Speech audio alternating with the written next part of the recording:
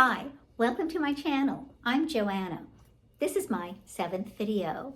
Today I'm going to review 4 books, 3 fiction, 1 nonfiction. Let's get started. The first book is The Life Cycle of the Common Octopus by Emma Knight. This one I actually listened to the audio and I liked the narrator's voice, although sometimes it came as a really deep whisper, but overall I liked her. It's a love story, a very Scottish love story. The main character is an 18-year-old Canadian girl named Penelope. Pen for short, or Penny, and I love that. If I had a daughter or a granddaughter, I would really push for that. I only have boys and only grandsons.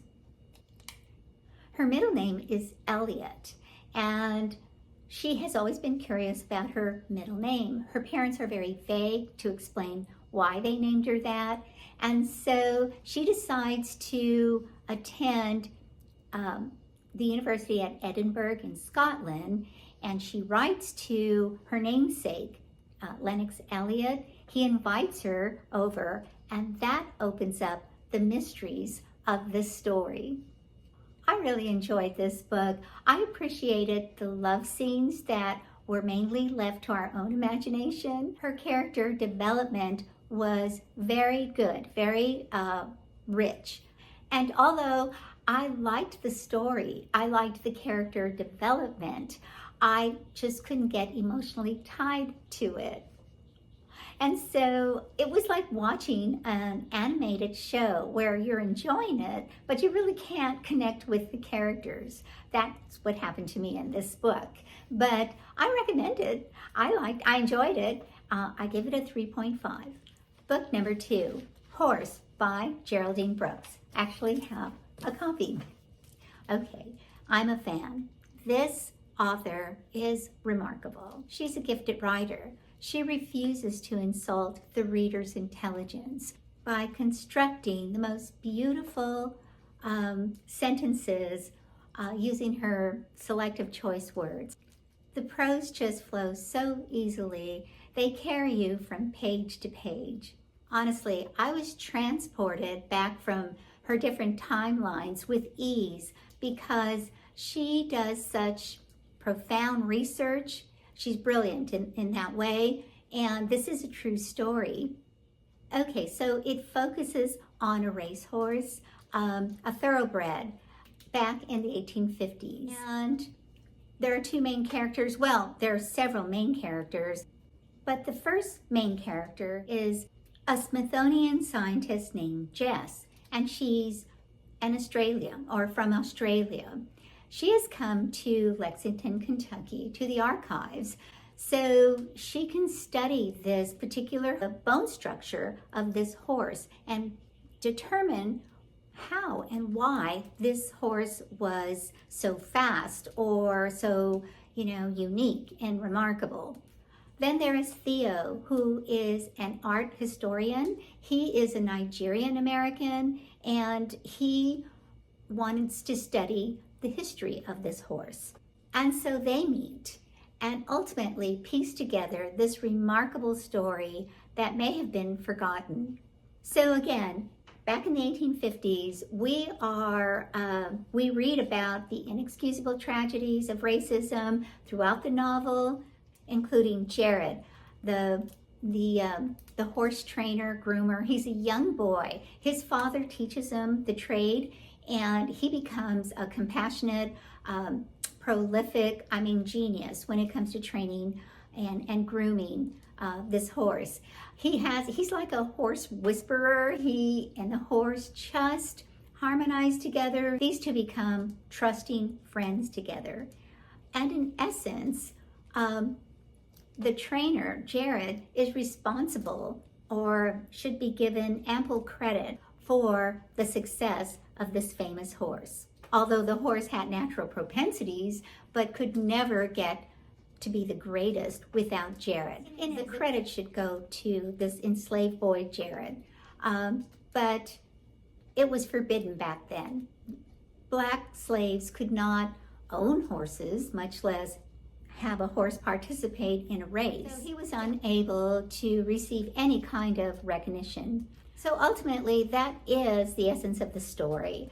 The rise and fame of this remarkable horse and his trainer, Jared. This book will capture you emotionally in so many different ways. She threads history and richness into this story. She is a gifted writer. I give this book 5 stars, hands down.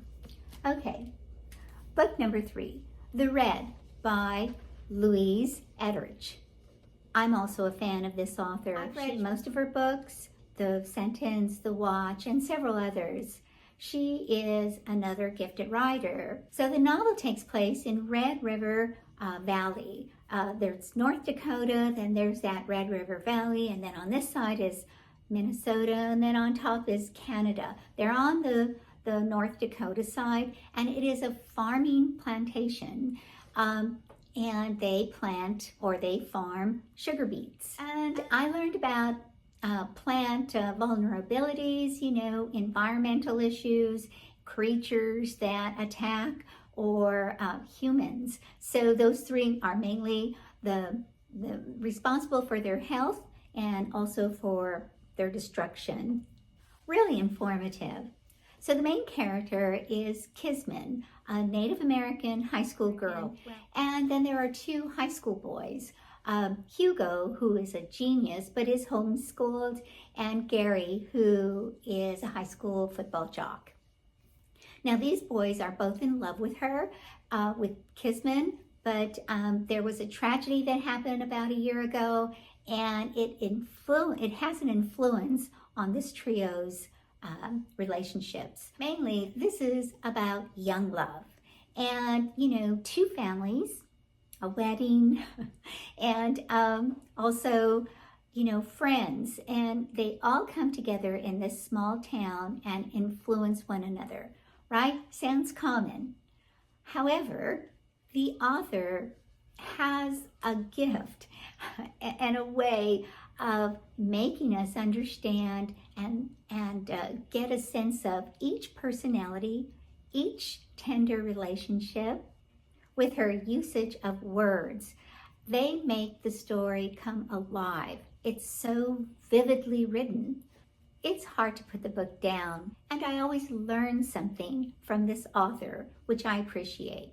This book is a 5-star, hands down. I know you'll enjoy it. Okay, my nonfiction book, Vesper Flights by Helen McDonald. This book, I did enjoy it, but I didn't enjoy it until halfway through for some reason. Maybe because I was so influenced and I was still listening in my head to my previous books I was reading. But halfway through, I started to enjoy this book.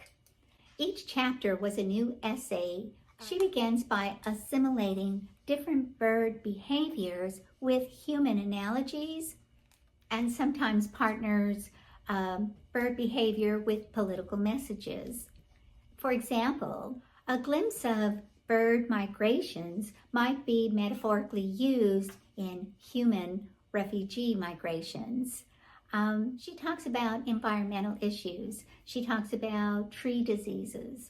She talks about technology and how all of these contribute to the plight of birds.